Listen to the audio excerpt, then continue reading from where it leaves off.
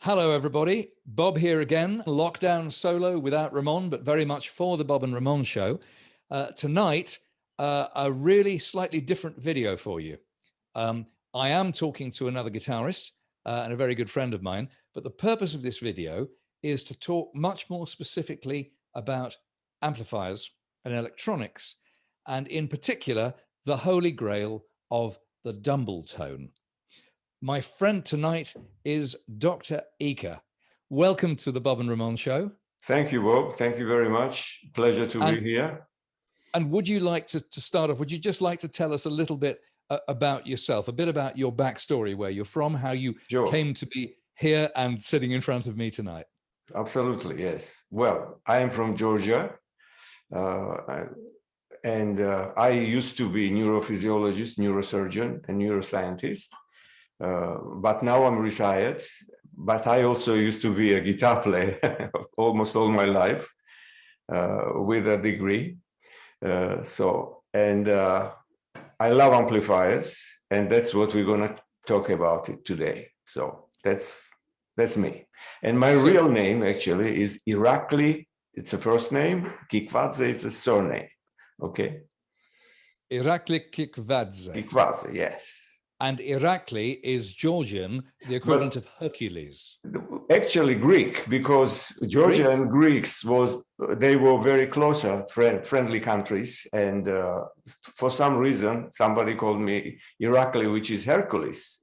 And they still have place there in Greece called Iraklion. What's also interesting is, apart from these fantastic credentials as a neuroscientist and as a guitar player, you also have a great capability and competence in electronics. I mean, for example, you can read an electronic circuit, you can tinker with things. And indeed, maybe I should explain how we met. Originally, another collector friend of mine, and a lovely chap called Mike Brown, who I hope is watching this, he made contact with you because he wanted to equip one of his 2x12 speaker cabinets with a combination of speaker drivers. Right. And he sought your help in recommending the solution and also helping install them. And when he was coming up to your place to see you one day, he phoned me and said, "You want to tag along, meet this chap? Very nice. I'm sure you'll have lots in common." That's how we met and became friends. Yes, I remember. It was a great day. I mean, and we had lots of amps here, lots of guitars, and well, that's how it started actually. It was a great day. And also that was the first day, of course, that I met your amplifiers. You already had two Overdrive Special style amplifiers, both made by, I'll say based on, given that it's you, based on the Capacitor designs. And this is some years ago now. I mean, that Capacitor as a business has now become a massive business. Absolutely, with an enormous, a befuddling range of amplifiers that it makes. But back in that day, they made far fewer amps and kits, also their range was much smaller. But you'd already discovered them, discovered that they were very well made, and discovered that they were a perfect basis for you to do your extra tweaking and magic on. True. Well, the first actually, I heard them about Seriaton on the one of the websites, Amplified Nations websites. And also I found not only that, but there was another builder called Brandon Montgomery who used to build Ludotons. And because of me, my recommendation, our good friend Pete Woody, he's got first Ludoton in England, in UK. So, and that's why I love this amplifier. And I said, look, I have to find the way to get the similar thing, and that's when I found the Seriaton. Right. And the builder, Mr. Nick Shezwan-Azam, he was a very friendly and very supportive builder. Then they just started. Actually, it was 2008.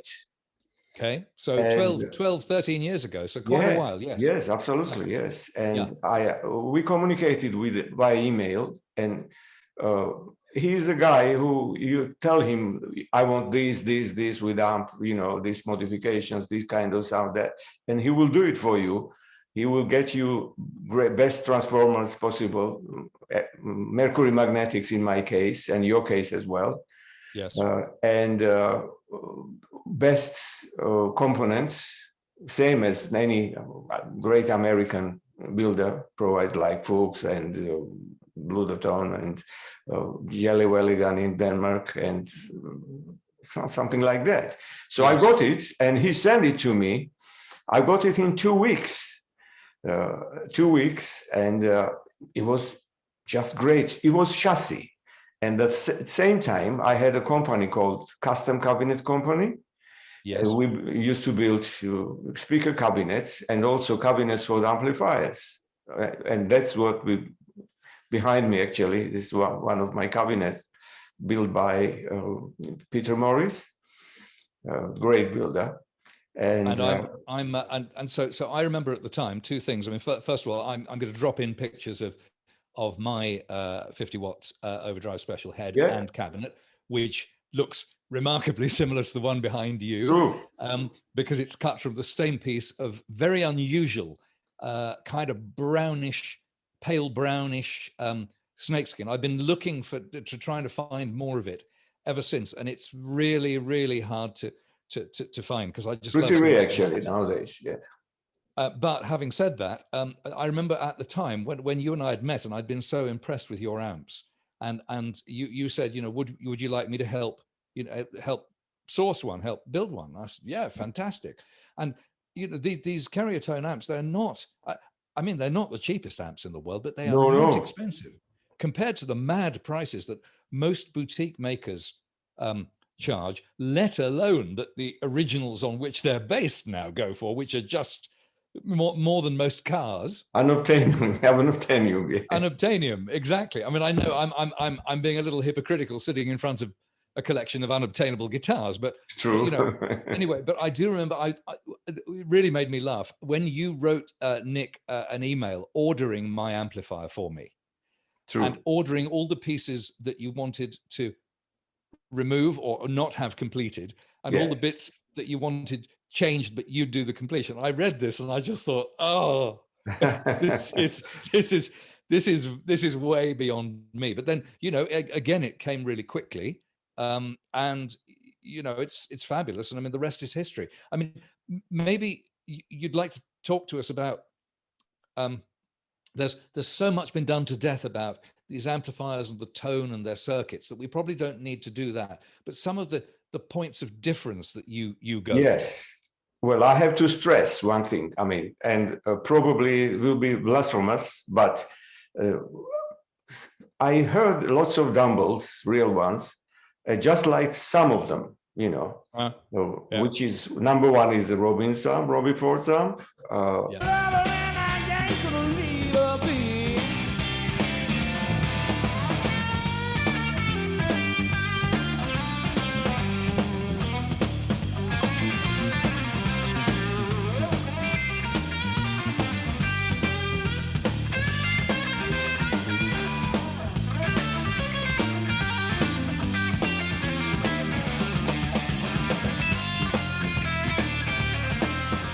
And the second probably is Larry Caltle's amp, but it's a bit different. Yeah, Robbins, they are quite different to compare with Robbins amp, you know. Yeah. And based on that different circuit called the Reaper, it's clean, overdrives quite nicely. Well, the way Larry uses it. But I obviously really liked Robbins' sound and Robbins' circuit, actually. This circulates on the internet, so it's not a secret anymore. And I decided to order the Seriaton and then modify the way I like it, you know, because as you know, how Dumble used to build amplifiers, Alexander, he has great ear. He's a very good guitarist, and he also builds amplifiers.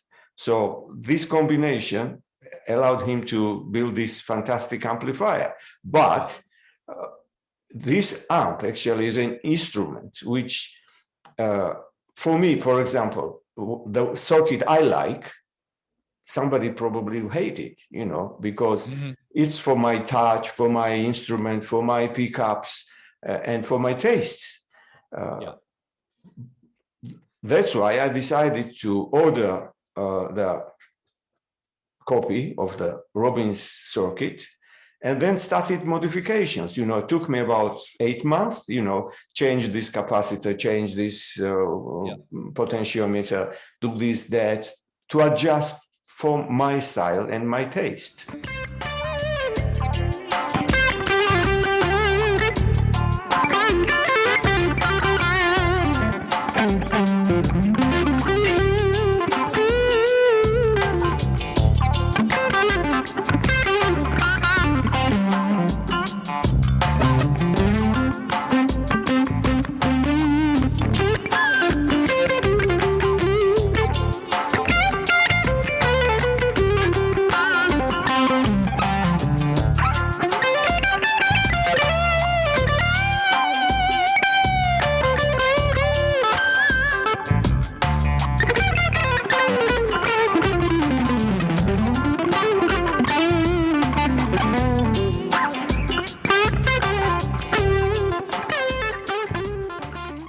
Funny thing is, I used to take it to several different jam sessions, and everybody sounds totally different through it. Absolutely, and it's amazing. Some people love it, some people hate it, you know. But most important, I like it. I found this with certain acoustic guitars, particularly the guitars made by my friend Russ Wooten with the small parlor-sized acoustics. Right. They're fantastic guitars, incredible guitars. Beautifully, lovingly handmade by a guy who happens to have my surname, so why wouldn't I? Wow. But they're also, these guitars, they are completely unforgiving. If you make a mistake, they shout it. Some guitars hide it. And I haven't found that with many amplifiers, but these amplifiers are exactly what you're talking about, that they separate the guitarist out. Everybody sounds different. They sound like themselves, but they're also very unforgiving. If you're not much good, these things will show that out too. True. Absolutely. Yeah. Quite brutal, actually. While we're talking on this line and about the mods that you do, so the amp that you're sitting in front of, a picture of, that's your 100 watt, isn't it? That's 100 watts with mercury transformers. Right. Same as so that's yours. 100, and it looks very much like mine, but mine's a 50 with mercury transformers. I think the mercury transformers make quite a difference. Oh, yeah, they do. Absolutely. I have another 150-watt one with the ordinary transformers, which Nick made himself, homemade ones. They're very good, but difference is still evident, you know, compared with the mercury magnetics. I think the other thing, you know, I've also got 2 Overdrive Special amps made by Tommy Cougar, the Mystic Blues. Mystic Blues, amps. Yes. Which are gorgeous amps, absolutely lovely amps, but they're quite different. And they're both hundreds. But my 50 is definitely louder. It's very, very loud. It is loud and sounds bigger as well, because I can tell you exactly why it sounds bigger and you know what tone shape of the frequencies it has. It has actually perfect shape of frequencies, you know. Lows, mids, and highs are pretty similar. Yeah. And that's why it sounds really huge. Yeah. It sounds huge in 2 different ways, because when I'm playing it clean, it's got that wonderful kind of, you know, you feel like you can walk in and around inside the sound.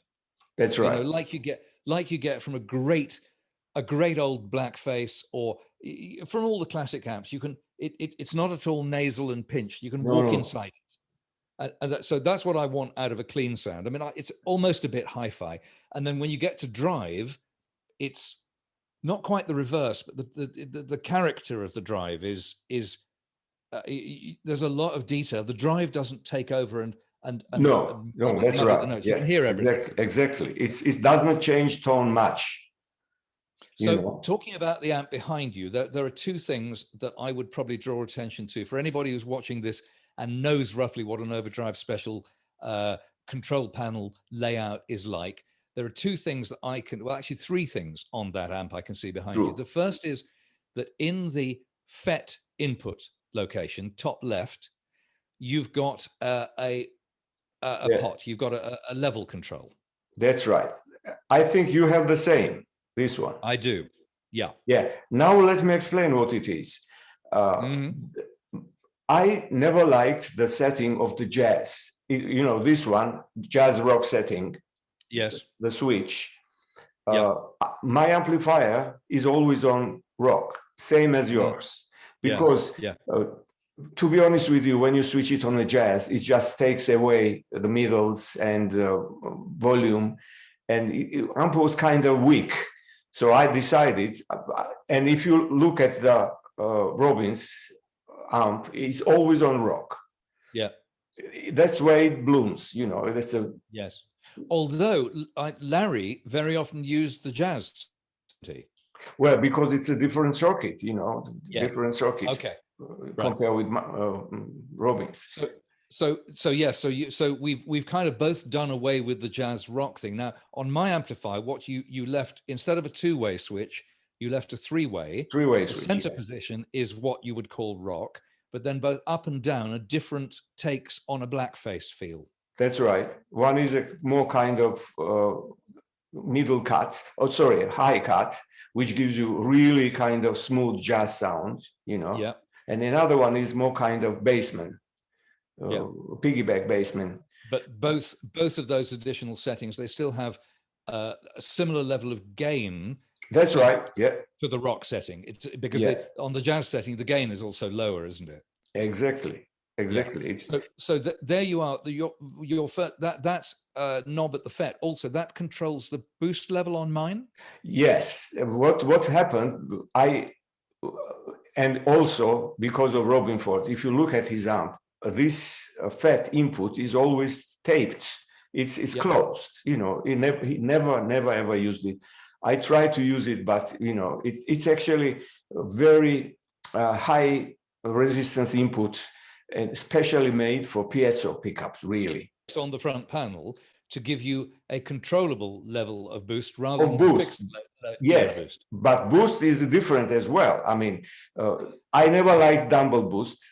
Why? Because it's actually the tone stack lift. So it goes through without any tone stack to the, preamp and then to the power amp.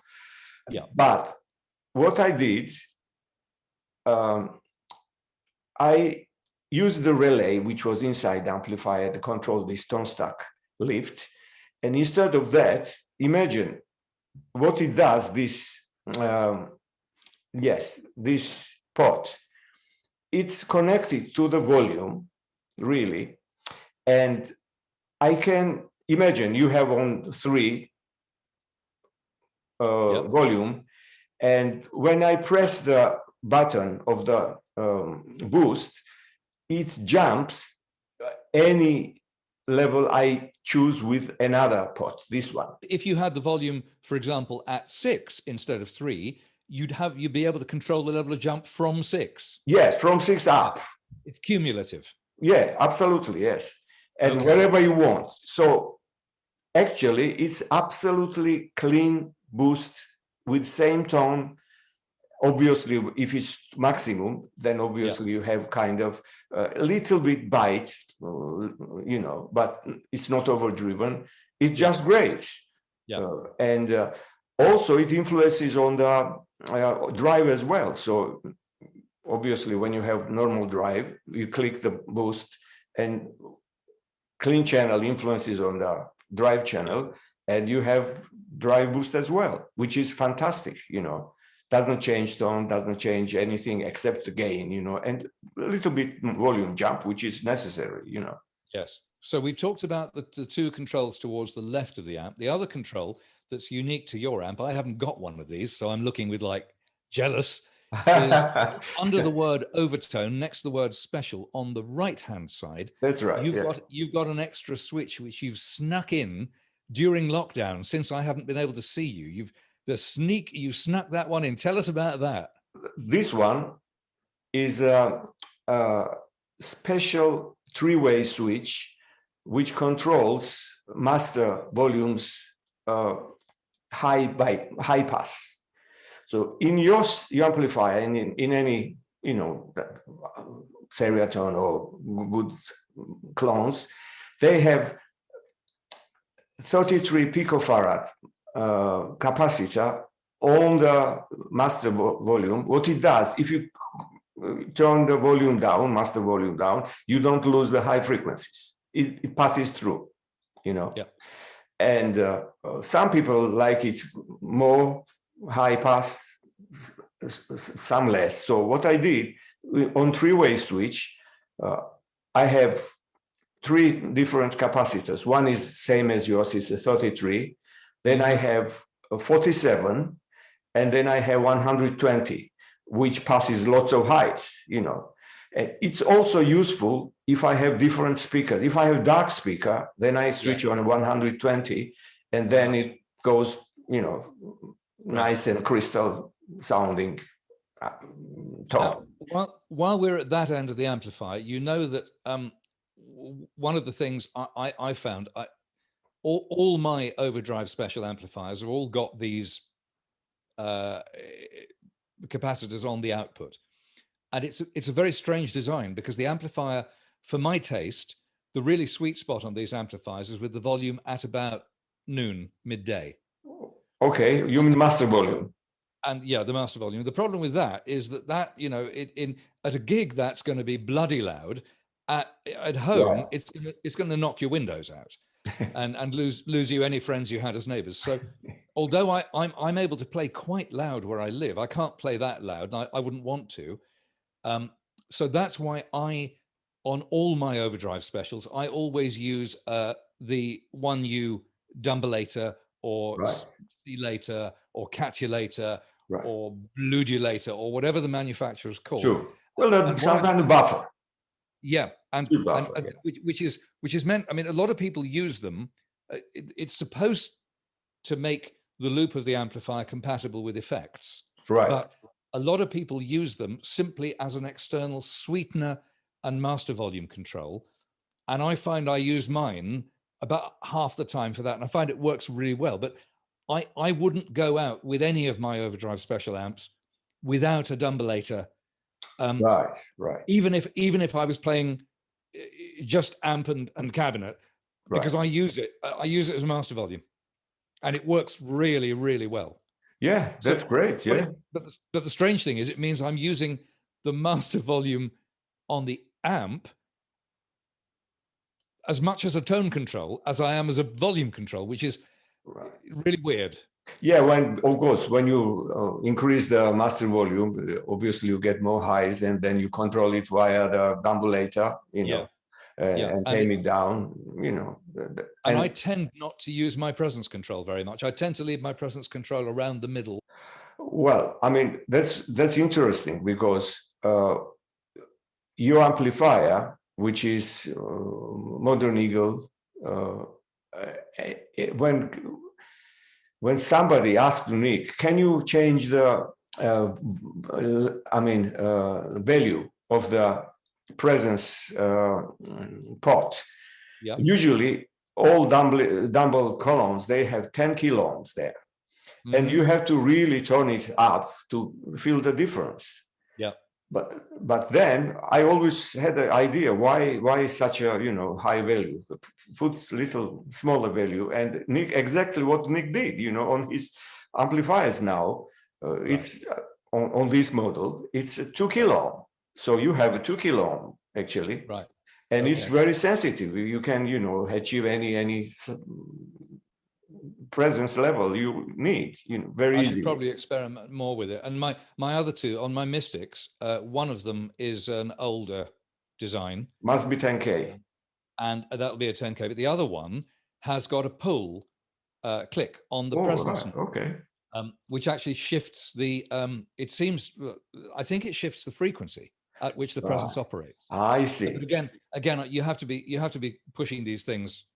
I think if I was in a studio and I had the amps in the main room and I was in the control room, and you know, we were letting them catch fire, I think, and through microphones, I think you'd hear the difference. But most of the time, practice volumes, it doesn't make much difference for me. Right.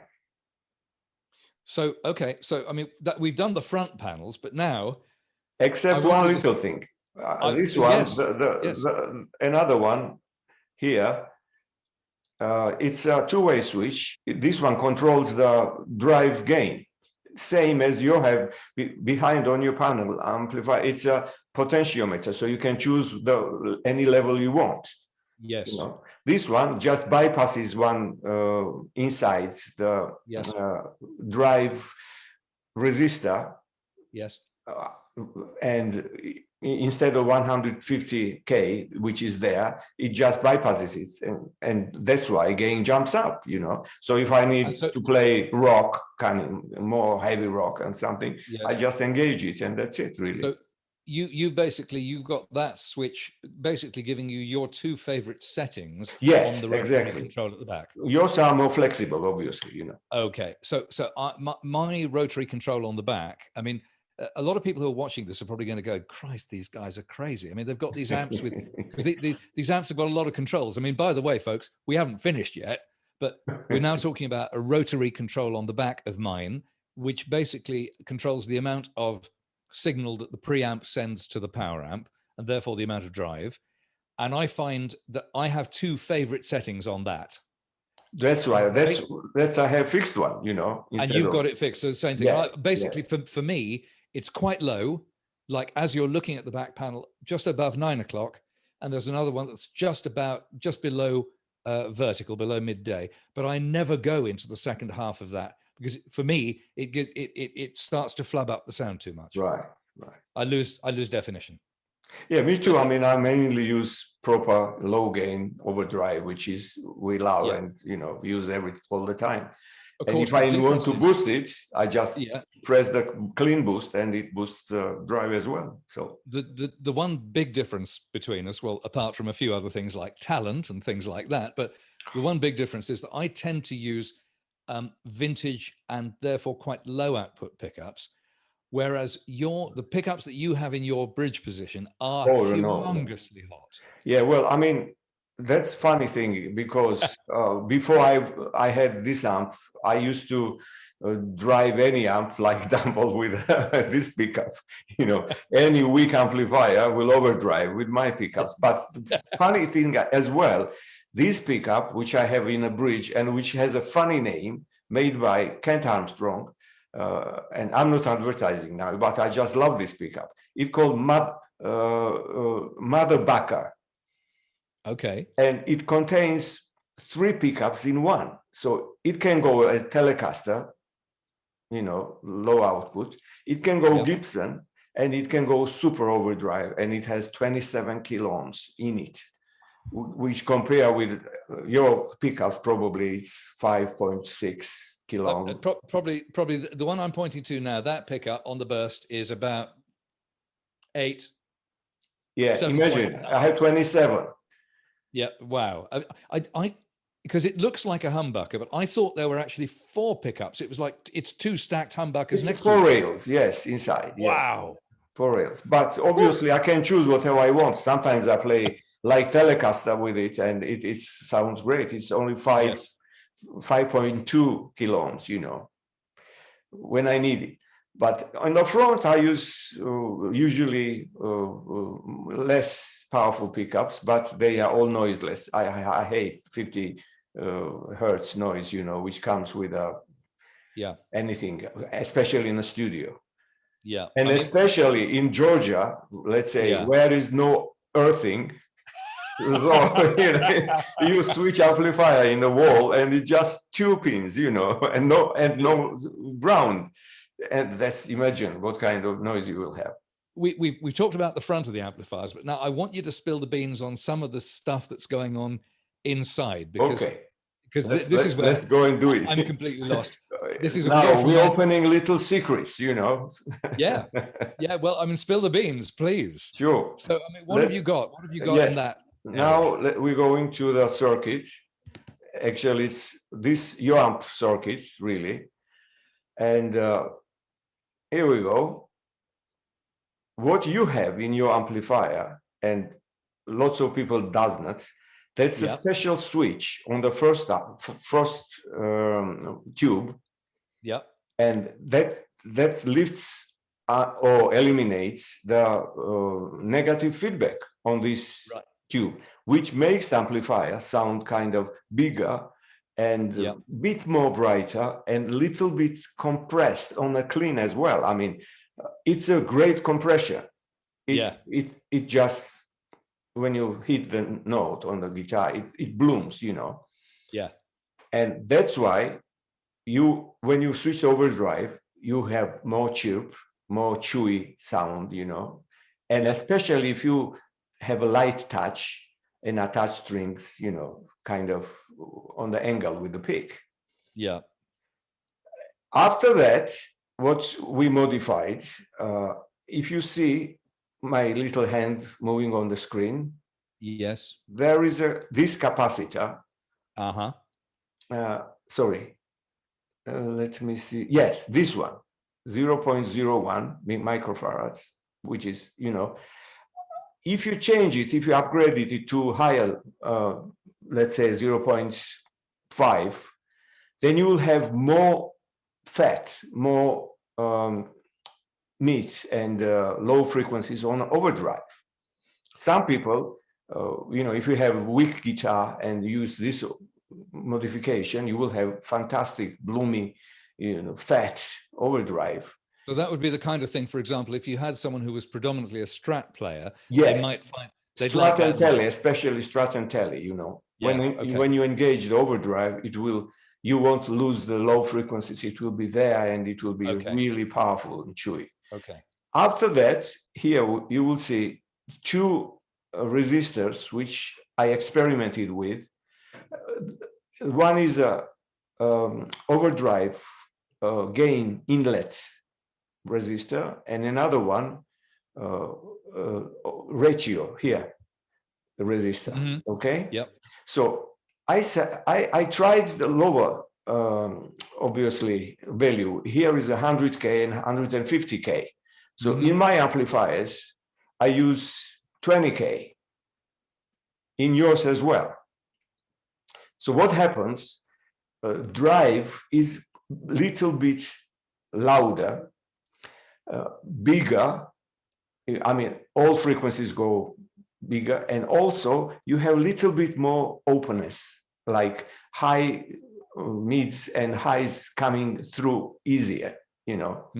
That's why your amp is loud. You know, really. And that also helps the notes sing a little bit, doesn't it, with drive? And bloom, you know, when you attack the string, it goes like, it flips the note the way no other amp does, you know. Yeah, yeah. Okay, this is a very important mode. I love this mode because it really allows you to, you know, to cut through any situation. That's why I like this circuit. That doesn't matter which kind of, you know, jam session you are with the band play, how loud they are. This amp always cuts through, and not in the bad way, not in the like with high frequencies and squeaky. No, all frequencies are present. Yeah. Okay. Now, another mode which is pretty important. You see here. Well, this amplifier, unfortunately, overdrive doesn't have a filter, which can eliminate too much high frequencies on the overdrive. So I introduced so-called 5 or 6 step filtering on the drive section. Right. Actually, it's not my idea, because the idea I found, it was in a Steel String Singer, another Dumble creation, great cleanup. Instead of, let's say, potentiometer with a capacitor, which tames the high frequencies, same as on a guitar, tom pot, you know. Some people use tom pot type of design to tame down the high frequencies on the overdrive. But what happens, it kills also some kind of middle frequencies, and you have a little bit muddied sound on overdrive. Dumble used the 12-way switch, you know, toggle switch, a rotary switch really, with different values of capacitors, starting with, let's say, 55 kilo ohm, 55 picofarad, 100 picofarad, 200 picofarad, and so on, coming to 2000. And when you engage it, you feel that high frequencies just, they go down a bit, and drive becomes smoother and smoother, but you don't lose the middles. Yeah. Middle frequencies. Yeah. So you have that 6-way switch. And I usually, my default position is position 2 on that. Yeah, me too. Absolutely. I just love it. It just sweetens the tone a little bit. It's beautiful. Yeah. Well, or if I need to really, especially when I record straight, then obviously I tame it down on 5 or even 6 sometimes, Yeah. Yeah. That's very, very useful thing. Next one, obviously, is this capacitor. We were talking about it. You mentioned on the master volume. Yeah, on the master volume. Yes, it's a 33 here. So I have 3-way switch, which is engaging, as I said, 3 different type of capacitors, and it's just one of the values I use mainly is 47 picofarads. It's quite bright, especially if I turn amplifier down, master volume. It still has high frequencies there. Mm-hmm. So probably we will do it on your amp as well. So it's in the future after the bloody lockdown. Okay. Wonderful. Yes. Yes, and also this one in your amplifier, it's default. It's a 3-way switch on the bright switch, which you can choose any kind of blackface, kind of tweed, any. So when I bought my amplifier, it has only 2 positions, so I changed it. One is absolutely without capacitor, because there was capacitor, let's say 33 picofarad here as well to pass the high frequencies, but I eliminated. Why? Sometimes I use processor in the input. So processor has enough high frequencies to cut through, That's why sometimes I don't need the additional capacitor to make it more squeaky. Yes. But then on the other settings, I have similar, as you see here, 65 and 120 picofarads. Yes. Which makes them bright and gloomy and everything. Amazing. That's main changes I did, but there are some smaller changes like these capacitors here, which is on the overdrive tube, second tube. People had here 150, but it was too squeaky, and we suggested to have 220 picofarads, and which also makes drive more settled, less highs and less bites, and it's less harsh. So, what I should say is that it sounds like there's a lot of different. Well, first of all, there's an enormous amount of flexibility here, which there is, but also absolutely, yes, absolutely. It's all of the effects of these individual things that you've discussed are all, for the most part, quite subtle. It's the cumulative effect, which is very much in the spirit of how Dumble designed his amps, that he was constantly modifying and changing and experimenting and tweaking. But of course, he also did it like you've very kindly done for me. He did it with the player in mind. Absolutely, yes. So he tuned it a bit like a fitted, bespoke piece of tailoring. Yeah, exactly. Yeah. And the funny thing is, I love this circuit design because it allows you to do whatever you want. I mean, change any kind of, get any tone you desire, which is really hard to do on other amplifiers, really. Talking of which, we should probably make a quick mention of the new boy on the block. This thing, I don't think there are any in the UK yet, but they won't be long coming. They're just appearing in America now. The VHT D50, right? Which is modeled after this same ODS style of amplifier. I think the price point in America is $800. Yes, amazing! It's unbelievable, and it's a point-to-point manufacture. So in other words, you can do what you're doing, because the thing is, if this was all unprinted circuits, it would be a nightmare to go in and do the circuit. Oh yes. But if it's point to point, you can actually go in with you know, sharp-nosed pliers and a soldering iron, and you can take out a 100K resistor from there, and Change you can drop it, in a 200K. see what's going to happen. You know, that's what I used to do. You know, put the little, you know, capacitor here, play, listen, change it, then change another, let's say, resistor, play it, fix it, or take it off, increase it, decrease it. You know, do whatever you like. It's like plasticine. You can just create, paint something. You know. And, you know, for the viewers out there, I mean, this seems like a lot of obsession, but I mean, this is the kind of level of effort that guitar players, you know, particularly many of your heroes and their technicians will go for, you know, when they're using a signature amp, whether it's made by Marshall or Fender, or it's something tweaked by a boutique maker or even tweaked by a Dumble, they will be having these conversations with the technicians. True. The technicians will be interpreting their wishes into a circuit that will deliver a tone. So what we're doing really is we're having the equivalent of a live conversation of the kind that many, you know, for example, I mean, you know, it's well known that Eric Clapton is using those, I think they're Tremoluxes, I think they're 3x10 or 312 tweed combos, but that Mr. Dumble has had his hands all over those. Right, he modified them. Yeah. Only a few months ago that that Kenny Wayne Shepherd, who everybody thought was using stock Fender amps, they're just the boxes. Inside, he's got amps that are modified by Mr. Dumble too. Wow. And now pretty much any serious artist who has a relationship with a serious amp manufacturer, sorry to disappoint you out there, but you won't, their amp will not be quite the same as the signature amp that you buy in the shop. It might be close, but they're going to have a lot of work done on their amp to make it exactly right for them. True. You mentioned earlier your previous business, the Custom Cabinet Company, and I should say that you and I both obviously use those cabinets. Now, the cabinet that you made for me is a house for one of my old EV12L loudspeakers. Oh, yes, yes. And it's a 1x12. It's quite small. It's exactly the same width as the head of the carrier tone amp, and it's a Tela ported closed back cabinet. That's right.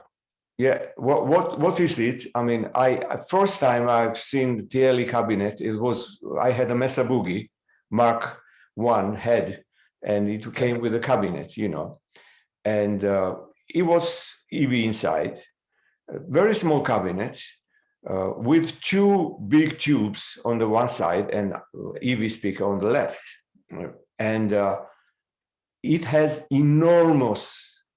enormous bass response, you know. I used to play together with a 4x12 Marshall cabinet, small one, and it was almost the similar, you know.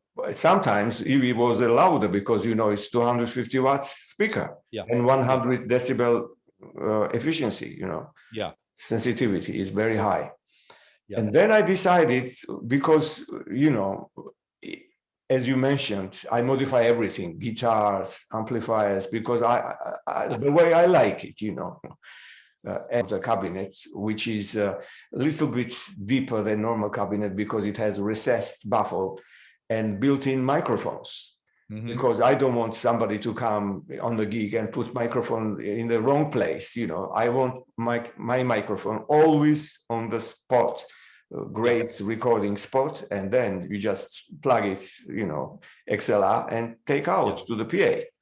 That's what I did, and we started to build these cabinets. And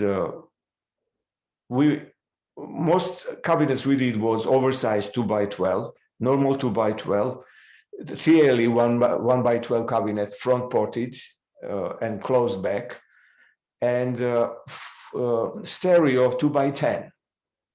And we used to do quite well, actually, till 2008. But then, obviously, you remember what happened, and economy went down, and we went down too.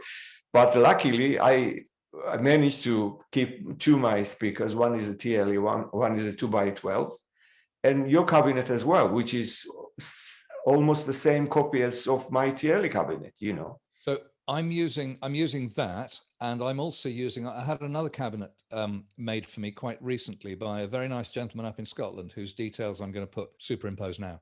Right.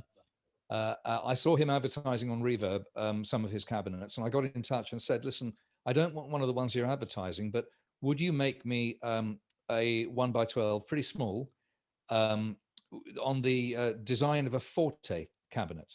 Right. And Forte with speakers. The company went bust a few years ago, but the interesting thing about those speakers is that they've got they're small 1x12 cabinets, but they've got side vents as well. Yes, side ports. Yes, and reflectors inside. Yeah, internal deflectors. So what happens is the sound is coming off the back of the speaker and coming out through the side ports, as well as coming through the front grille. Yeah, and it makes it's really interesting because it has a completely different sound. Yes. I mean, I've actually moved the same EV from one cabinet to the other through each of my amps, and listen, and it's completely different. It has less bass. Yes. It's got more mid-range, but it has this interesting thing. If you allow it a bit of space around it, it creates this very wide sound because the sound's coming out from the sides as well as the front. Yeah. And it's a really, really interesting cabinet. I think more for live work than for recording, because recording, you can synthesize that. But it's another interesting take on things. And again, you know, you and I both know that the choice of speaker and choice of speaker cabinet is at least as important in the sound of the amplifier. Very important, absolutely, yes. Huge difference. Before we conclude, I want you to talk to us a bit about your signal path, and in particular how you use effects with these amps, because you've done a lot of work and modification there as well, haven't you? Yeah, two ways really. One, when I use only amp and guitar, just, you know, very low capacitance lead. I use shark leads, and straight to the amp. And in the loop, I have Andy Fuchs's Vibrator, which is nice reverb, digital, but very nice reverb. And also it's a buffer. I can use lots of effects if I want with it, but mainly it's like a reverb. Yeah. And, you know, let's say not very important gigs, I just use guitar and amp. That's it. And it's fantastic. You don't think to, you know, do things, you just take guitar, play it, that's it. You know, I've got a Fuchs Vibrator as well. I use that as both my reverb and also as my loop buffer. Right. Yeah, with effect. Now what's happened is, because I'm using the Dumbleator, that's my loop buffer. So what I've now got is I'm just using the Vibrator as my reverb device. And it's fantastic. It's a really, really expensive, lush sounding reverb. Absolutely. With only a couple of knobs, it's not complicated. Wonderful product. Yeah. Yeah. But tell me about your adventures with the Digitech. Yeah. Before that, I had TC Electronics G Major, which is very good effect. I used to use it as a rack with my amps. But then I realized that once I bought a little pedal called Digitech 200 Artist, it has such a powerful input. It can take any volume signal and doesn't distort. That's really, really advanced thinking in the pedal. It has analog through like through bypass. I mean, analog signal goes through, and then parallelly goes the digital effects and signals. Yeah. And then it has a little small mixer inside, which mixes these two signals with each other. Yeah. So I decided to use it in the loop. I use it like tuner, all the rotation effects, equalizer if I need to, and also noise gate, which is fantastic. With a combination of equalizer and inside internal volume pot, you can have, let's say, master volume, as you said, on the noon. With a Digitech, you can turn it on a whisper level, but it's same tone, you know, absolutely the same tone, and obviously hundreds and hundreds of effects, lovely reverbs, you know, delays. And when I play proper gig, you know, with a big band or something like that, I use that.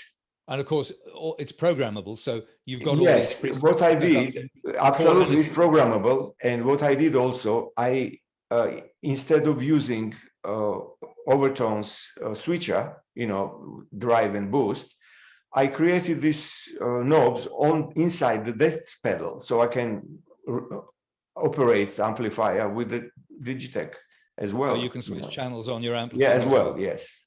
Amazing. And it's very small. It's tiny. Yeah, well, that's like the holy grail, because we're all looking for great big sound without having to, you know, take the whole kitchen every time we do a gig. Absolutely. That was my problem. You know? Doc, let's bring this to a close. It's been absolutely fascinating talking to you, because I mean, I've talked to you for hours before, but I've learned lots of stuff, you know, tonight. New stuff. Thanks, Bob. I mean, this is going to be a long show, and deservedly so. And this is not, you know, no apologies for this. This is not going to be the guitar show for everybody. A lot of people will have gone, God, these guys are crazy. This is too much detail. This is the way some people obsess. And then, more importantly than obsessing, this is how we make it happen. This is real. You know, we're talking about stuff that I use and that my friend here has created. So it's real. No, it was great pleasure to talk to you. Okay. And by the way, also thank you for dressing for the occasion. Yes, well. That's because of the guitar show. I said, oh, I have to do something, you know. And the best I can do is look like an off-duty priest. Lovely to talk to you, Bob. Great. Doc, thank you so much. That's fantastic. All the best.